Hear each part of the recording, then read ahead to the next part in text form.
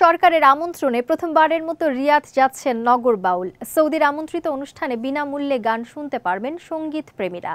সম্প্রতি একটি গণমাধ্যমে এ কথা জানিয়েছেন নগর বাউল ব্যান্ডের ব্যবস্থাপক রুবায়াত ঠাকুর।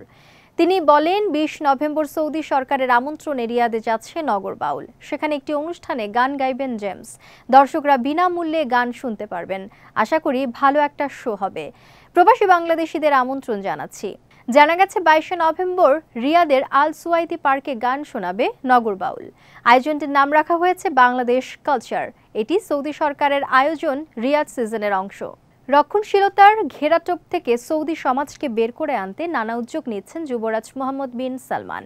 ভিশন ২০৩০ পরিকল্পনার আওতায় ২০১৮ সালে বিনোদন জগৎ থেকে নিষেধাজ্ঞা খুলে দেয়া হয় সৌদির সিনেমা হলগুলো। আয়োজন করা হয় চলচ্চিত্র উৎসব থেকে শুরু করে কনসার্ট, ফ্যাশন শো ইত্যাদির। এরই ধারাবাহিকতায় আরেকটি উদ্যোগ রিয়াদ সিজন।